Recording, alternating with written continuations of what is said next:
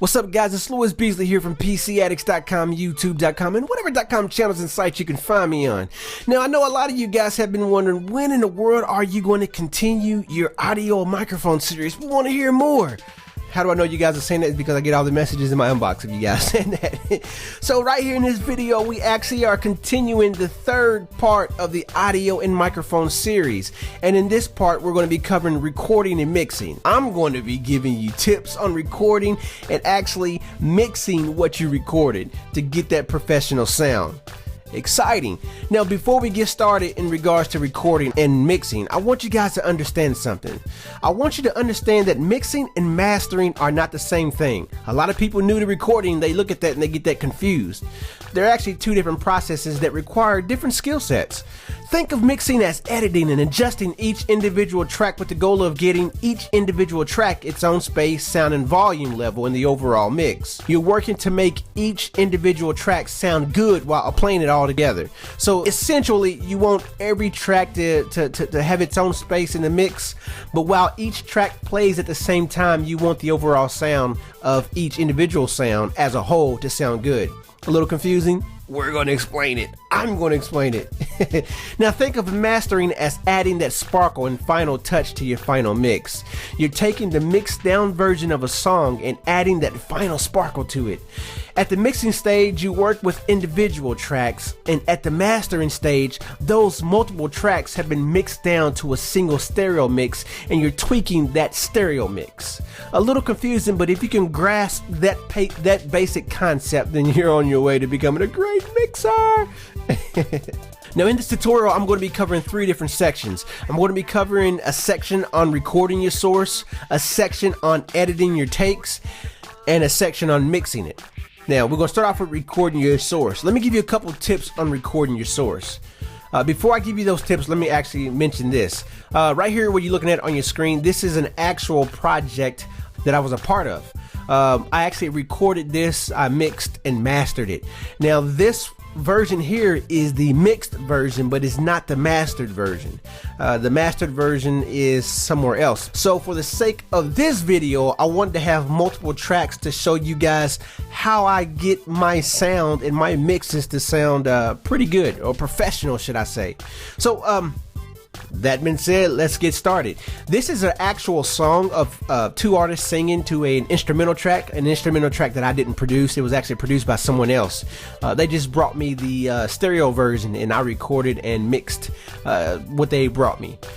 Secondly, even though that this is an example of recording and mixing vocals to music, the same basic principle applies to video broadcasting or audio broadcasting. Whatever broadcasting you do, the same concepts and basic procedures apply to that. Let me start off with recording your source.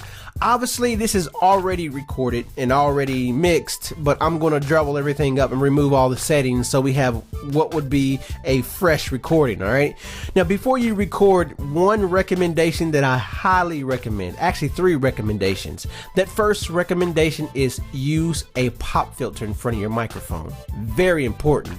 Naturally, the human voice produces these ps, ps sounds and these t, t sounds, which can definitely get into your mic. And these sounds sound really weird if you don't actually have a pop filter in front of your microphone. They can also cause some problems and a lot of aggravation at the mixing and editing level. So get it right first, put a pop filter in front of your microphone, and let's roll with that one.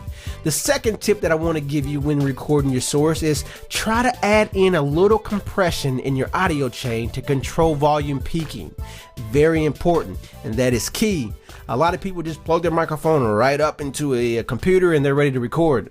You really don't want to do that. You want to add at least a little compression to have a little control over the fluctuating volume of the source or vocals that you're recording. In fact, I wouldn't recommend that you go crazy with compression while you're recording. Add just a sprinkle of compression while you're recording, then you can add the needed compression at the mixing and editing level. So if you have a preamp with a compressor and limiter on it, definitely use a little bit of that. Third tip that I want to give when recording your source is record on unique tracks. This allows you to edit individual sources as needed.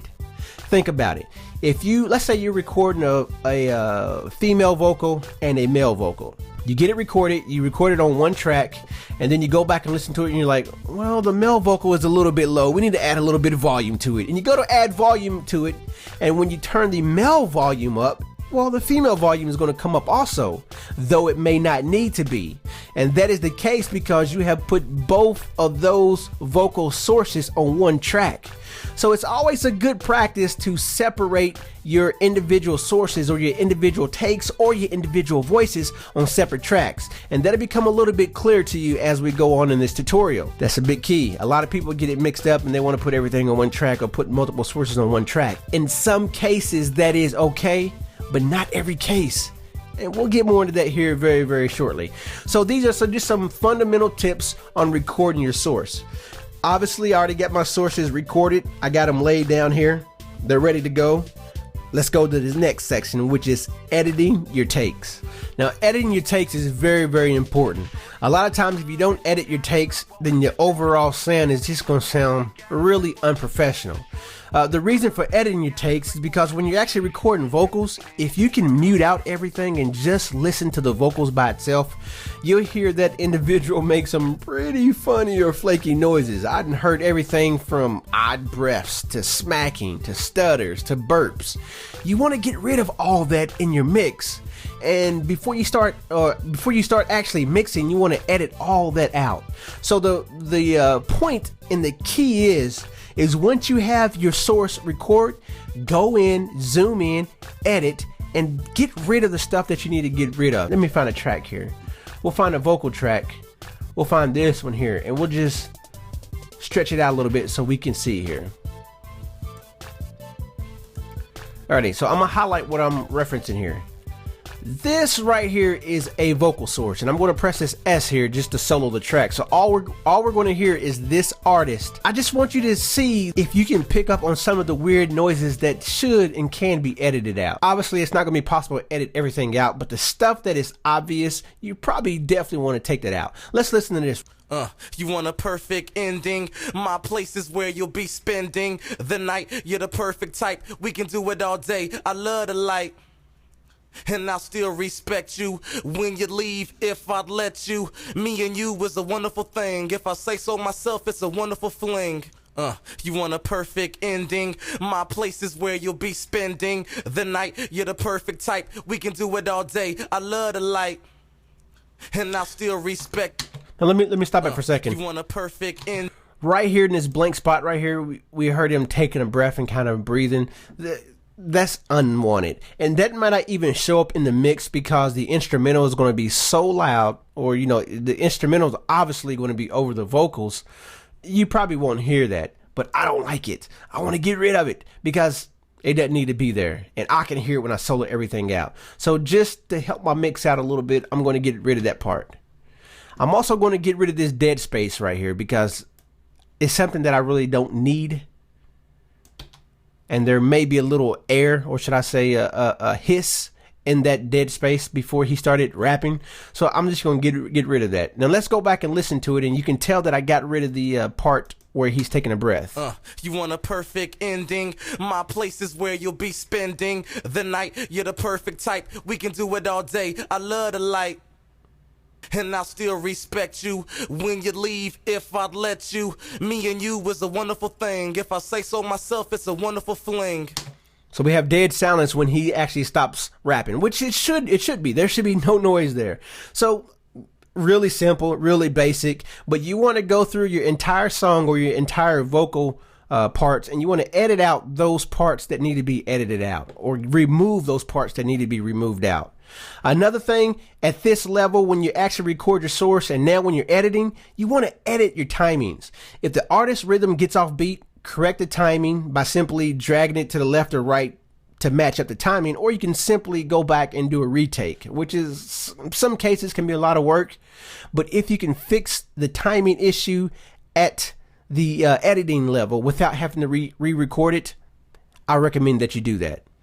The third tip when editing your takes is ensure that all words are pronounced clearly and retake as needed. I cannot tell you how many times people have brought me mixes where they recorded in other studios, and in some cases they try to record it at home, and the words that they pronounce is just garbled up. And I don't mean garbled up as in non-English. They're actually saying the words, but they're trying to say them so fast they're not saying them properly. More importantly, it hurts the message that you're trying to send to the listener. So we're at the editing level. Go through your entire mix, listen to just the vocals, and edit the parts that need to be edited. You should do this before you do any mixing.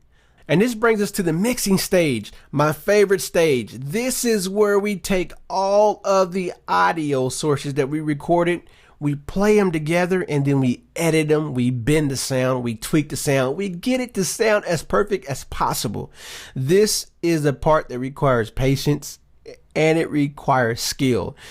Everybody can't mix, everybody can't master, because there's a lot of complexity to it, but yet it's, for me, it's one of the most simplest areas of recording. That being said, let's get started. As you already know, and as I told you before, I have already recorded this. This is a older project. But before I let you guys listen to the mix, what I'm going to do, I'm just going to play a little bit. I'm going to let the artist do his thing, let the female artist sing her chorus, just so you can hear the sound. Then I'm going to solo everything out, remove all the settings, all the compression, everything, and start from scratch so you can hear it as if it was just recorded without being mixed yet. All right? Yeah, it's a brand new year. Same old car, but I got a new steer. Same old club, but I got new gear. And same old drink, but I got a new cheer. I got my swag on deep, feeling real good. I ain't trying to be cheap. On the dance floor, everybody know me. You get one girl, but I get them by the three. I got to show him that I want him. I recognize that he is bad. If I can't have him, then I'll go crazy. Spending all my time just chasing. I got to show him that I want him. I recognize that he is bad. If I can't have him, then I go crazy. Spending all my time just chasing. His style, his smile, his ways so debonair. He's incredible, baby. He moves, lets loose, his beats around us so smooth. There he goes, watch him go. Yeah, iced out. Comes the Okay, so we heard the male vocals, and then we heard the female vocals. Now up here for each sound, I have different pieces of virtual hardware to actually compensate things that are missing and to make the overall sound better. That's the key of using plugins and effects, which are mimics of real hardware in a recording studio. That being said, if I go to just the male artist vocals, I can solo that out, and let's listen to that by itself. Gia, it's a brand new year. Same old car, but I got a new steer. Starting off, I'm just going to remove everything here just so you guys can see how I actually process my sound here. So we're going to listen to this, and this is with no effects. This is as if he just recorded into the microphone, and I'm playing it back. Yeah, it's a brand new year. Same old car, but I got a new steer. Same old club, but I got new. Okay, starting off, we can hear that his vocals are definitely a little bit too loud. He's kind of overbearing the music. He's kind of stomping on top of the music. He's a little too loud. And our volume meter here is telling us it's spiking red, which is saying, hey, this is too hot. Too hot means too loud. So if you hear me use that term, just know I mean too loud. This is too loud. Turn it down. That's why you see the spike in red here. Yeah, it's a brand new year. Same old car, but I got a new steer. Same old club, but I got new gear. And same old drink, but I got a new cheer. Okay, so the artist just recorded that. I'm done with all my editing. Now I'm ready to start mixing. The first thing I'm going to do is I'm going to add a little bit of compression on his vocals. Compression is going to help me control the volume, and it's just going to give the vocals that warm, smooth, even sound. So that's the very first thing that I usually add to vocals is compression. And I'm adding it by what sounds good to my ears. There's no set numbers. There's no set anything because everybody's voice is different. So different levels of compression will need to be added. When I first started recording years and years ago, I was going by the books. I was going by the numbers that were most common in the books that I learned from. And let me tell you, that was a huge mistake. You know, yeah, I may have learned a 2-1 ratio, so I'll go add compression, 2-1 ratio compression to every vocal and be like, wait, why doesn't it sound good? The book had recommended. No, you definitely want to train your ears, and a good trained ear creates a good mix. So that's what I'm gonna do first. I'm gonna go in here, add a little bit of compression, and we're actually going to use a 660, the Fairchild 660, which is my favorite compressor, one of my favorite compressors. So I'm just going to tweak and adjust the settings according to what sounds good to my ears. Yeah, it's a brand new year, same old car, but I got a new steer. Now we can already see I haven't changed any settings yet, but we can already see, if you look right here, we can tell that it's no longer peaking in volume. And then we can look at the compressor needle and tell that the compressor is actually active. It's doing its job. It's taking the 2 loud peaks and bringing it down to the threshold and the time constants that I have set right here on the compressor. Yeah, it's a brand new year, same old car, but I got a new steer. Same old club, but I got new gear. And same old drink, but I got a new cheer. I got my swag on deep, feeling real good, I ain't tryna be cheap. On the dance floor, everybody know me. You get one girl, but I get them by the 3. I got to show them that. Yeah, it's a brand new year, same old car, but I got a new steer. Same old club, but I got new gear. And same old drink, but I got a new cheer. I got my swag on deep, feeling real good, I ain't tryna be cheap. On the dance floor, everybody know me. Okay, so that sounds warm, that sounds even, that sounds pretty good to me. Let me just play back so you guys can hear it. Yeah, it's a brand new year, same old car, but I got a new steer. That's with the compression, and let me actually bypass it, and we'll listen to it what it sounds out without compression. Yeah, it's a brand new year, same old car, but I got a new steer. Same old club, but I got new gear. And same old drink, but I got a new cheer. I got my swag on deep, feeling real good, I ain't tryna be cheap. On the dance floor, everybody know me. You get one girl, but I get them by the 3. So we can definitely hear the compressor doing its job, doing its thing, and that's what we want. You want that good, even sound to sound good in your mix. So normally after I add a little compression and my ears are happy with that compression, I'll listen and I'll try to decide if I need a de-esser or not. So let me just listen back to his vocals, solo them out, and see if I need to add a de-esser onto his vocals. Yeah, it's a brand new year, same old car, but I got a new steer. Same old club, but I got new gear. And same old drink, but I got a new cheer. I got my swag on deep, feeling real good, I ain't tryna be cheap. On the dance floor, everybody know me. You get one girl, but I get them by the 3. Alrighty, so I don't think I need to add a de-esser to that. I heard a little bit of sibilance there, a little bit of psst, but it wasn't really enough to really throw the attention from the listener off of the song and focus on that. In fact, most people won't even notice that. So I think we're good without a de-esser there. So the next step I go to is I go in there and I start EQing it. So I'm going here and I'm adding an EQ. And I'm going to just listen to it and I'm going to adjust according to what I hear, what's needed. And if I hear something that needs to be taken out, I'm going to take it out. In other words, if he has too much bass in his voice, I'm going to take out here the lower frequencies. If I hear too much mids, I'm going to take out some mids. If he needs more mids, I'm going to add mids. You guys get the point. Let's just listen to it. Yeah, it's a brand new year, same old car, but I got a new steer. Same old club, but I got new gear. And same old drink, but I got a new cheer. I got my swag on deep, feeling real good, I ain't tryna be cheap. On the dance floor, everybody know me. You get one girl, but I get them. Yeah, it's a brand new year, same old car, but I got a new steer. Same old club, but I got new gear. And same old drink, but I got a new cheer. I got my swag on deep, feeling real good, I ain't tryna be cheap. On the dance floor, everybody know me. You get one girl, but I get them by the 3. I got to show it. Okay, so let me show you what I did here. Originally, I did hear too much bass in his voice, and you don't want all the bass in the vocals. In fact, the majority of your bass is going to come from your instrument and your kick drum and your bass. So you don't need the voice creating all the bass frequency because it's just going to cause a muddy mix. So I cut his bass out a little bit. I added a little mid to it and cut a little bit of the mids in certain frequency areas, and then I added a little bit of high frequency to it. Now let's just listen to him with his vocals soloed out. And I'll actually bypass the EQ, and then I add the EQ back in, just so you can hear the difference between the EQ been added and the EQ not been added. Yeah, it's a brand new year. Same old car, but I got a new steer. Same old club, but I got new gear. And same old drink, but I got a new cheer. I got my swag on deep, feeling real good. I ain't trying to be cheap. On the dance floor, everybody know me. You get one girl, but I get them by the three.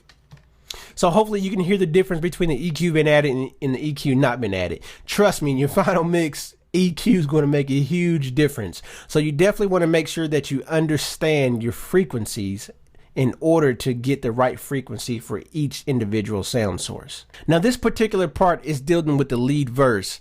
And in the lead verse, I just want a clean cut, nice sounding lead vocal, because your lead vocal is probably one of the most important parts of the song. If people can't understand what you're saying, or your lead vocals are mixed incorrectly and just sounds horrible, I mean, it's just gonna screw up the entire song, no matter how great that song is. So for my lead vocals, I like them clean, I like them warm, and I like them sitting right in the center of the mix, maybe slightly above the music, but pretty much centered and just sitting right in between the mix where it sounds perfect. The vocals on here are dry. There's no reverb on his vocals, and we do need to add a little bit of reverb. It just sounds like his vocals are too dry. So we're going to add a little bit of reverb here, and we're just going to use the Deverb plugin, which is a default plugin that comes here with Pro Tools. Again, the reverb I'm actually adding in according to what sounds good to my ear. Most of the time I'll let the song play while just adjusting the reverb, then I'll solo out his vocals and make sure I got it right and put it back in. I'm just spot checking myself. So let's just add a little bit of reverb just to what sounds good to our ears.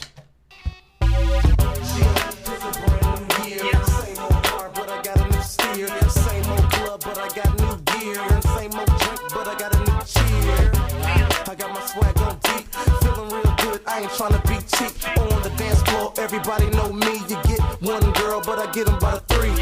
I got to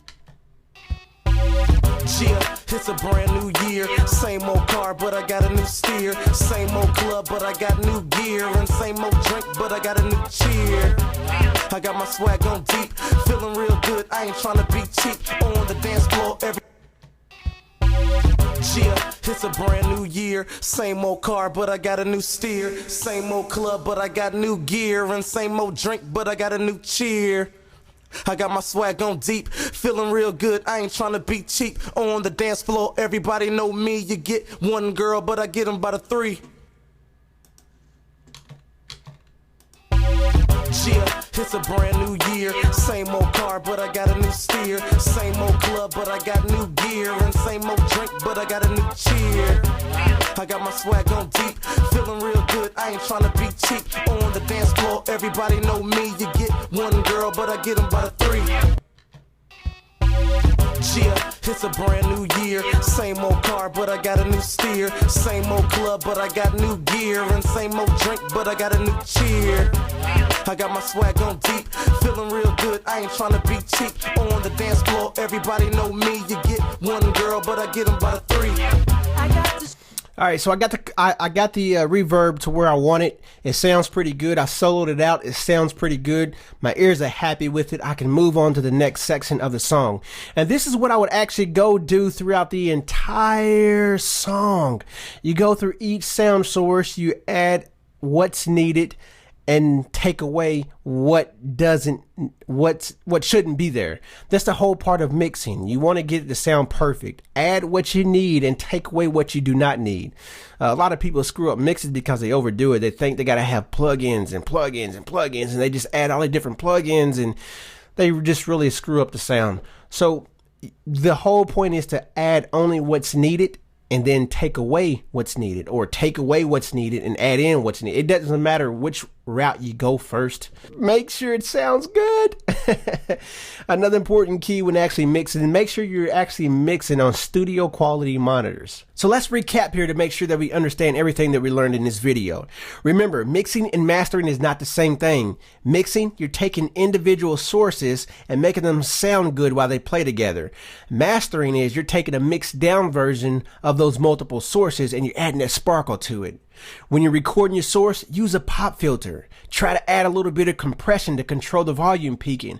And also, record on unique tracks when needed. Also, when you edit your takes, remove as much unwanted noise as possible. Edit your timings if they need to be edited and retake them if that's the case. And ensure that all words that are being pronounced by the artist or by the speaker are clearly pronounced. When you're mixing, process the dynamics as needed. Listen to your audio and add processing and effects sparingly. Adjust your volume levels until your mix sounds sweet. And listen to your mix on multiple sources and adjust as needed. Put your mix in the car stereo. Put it in the house stereo. Take it downstairs and put it in the computer. Listen to it on different speakers just to make sure that it sounds good on every speaker. Because if it only sounds good on one set of speakers, then more than likely you have an error in your mixing. Hey, it is what it is. I'm Beasley, man, and I will catch you guys on the next tutorial. Sound you later.